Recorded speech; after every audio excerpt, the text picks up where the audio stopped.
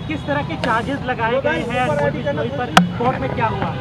अनमोल बिश्नोई एक नाम बदल के यूएसए में छुपा हुआ था। एनआईए के अफसरों ने उसके तत्परता से इन्वेस्टिगेशन करके उसको ढूंढा और अब वो डिपोर्ट हुआ और वापस हमारी कस्टडी में आ गया है। वो ऑलरेडी इस केस में अक्यूज्ड है, भगौड़ा घोषित किया जा चुका था। अब उससे पूरी पूछताछ की जाएगी, बहुत सारे पहलुओं पूछताछ। सर कितने दिन की रिमांड को आज कोर्ट ने ग्रांट की है? आज 11 दिन की पुलिस कस्टडी रिमांड ग्रांट की। सर ड्यूरिंग आर्गुमेंट क्या आर्गुमेंट थे सर आपके, जो रिमांड आपने मांगने के लिए किए थे? देखिए, हमने बताया कोर्ट को कि ये 2.5 साल से भागा हुआ था। कोर्ट के सम्मन्स, कोर्ट के वारंट पे भी ये पेश नहीं हो रहा था।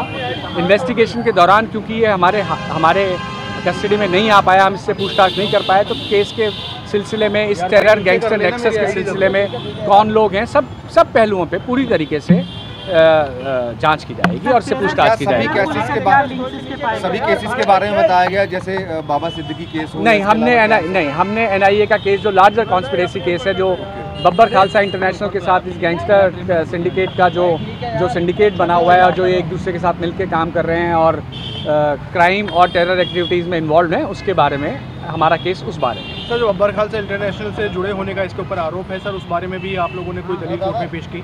भैया कोई दलील पेश की सर? जी, उसमें इनका क्या इन्वॉल्वमेंट है, अनमोल बिश्नोई का, कौन कौन लोग और इन्वॉल्व हैं, किस तरीके से ये विदेश भागते हैं, सब चीज़ों पे, सारे पहलुओं पे जांच की जाए। सर, क्या अनमोल बिश्नोई जो है वो गैंगस्टर्स को फैसिलिटीज़ प्रोवाइड करता था, लॉजिस्टिक प्रोवाइड करता था? देखिए, ये हमें शक है और इसके हमें सबूत भी मिले हैं अब, लेकिन पूरी पूछताछ होने के बाद ये पूरी चीज़ें पुख्ता रूप से सामने आए। सर, मुंबई में सलमान के घर पे फायरिंग का मुद्दा हो या बाबा सिद्दीकी की हत्या का, क्या इसका भी जिक्र किया गया है? नहीं, हम वो केस मुंबई में रजिस्टर्ड है।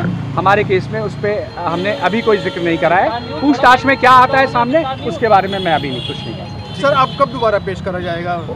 11 दिन बाद, 29 तारीख। इसमें बाकी इन्वेस्टिगेशन हम ज्वाइन करने के लिए हम रेडी थे। हमने इन्वेस्टिगेशन ज्वाइन करने के लिए ऑब्जेक्शन नहीं किया, तो हम इन्वेस्टिगेशन में पूरा कोऑपरेट करेंगे। जो भी फैक्ट्स हैं, जो एविडेंस है, सब सामने आ जाएगा। बब्बर खालसा के साथ कनेक्शन बताया जा रहा है, एनआईए कह रही है, आपका क्या कहना है? ऐसा सर, कुछ नहीं है। एनआईए एलिगेशंस पहले भी लगाती रही है, बट ऐसा कुछ नहीं है। सर, एनआईए की पूरी चार्जशीट बब्बर खालसा के साथ कॉन्स्पिरेसी पे बेस्ड है, बट टिल डेट आज तक किसी भी जो भी इस एनआईए के केस में एक्यूज है, किसी का बब्बर खालसा से कोई लिंक एनआईए एस्टेब्लिश नहीं कर पाई है। एंड आई ट्रस्ट कि अनमोल के साथ भी ऐसा कुछ नहीं होगा, कोई उसके अगेंस्ट भी एविडेंस नहीं है। फेक पासपोर्ट से वो बाहर गए थे, यूएस से उनको डिपोर्ट करके लाया गया है, ये किस तरह से कैसे हुआ फिर? देखिए, बाहर गया था, दैट इज़ अ फैक्ट। कैसे गया था, अभी उससे बारे में खुलकर बात नहीं हो पाई है।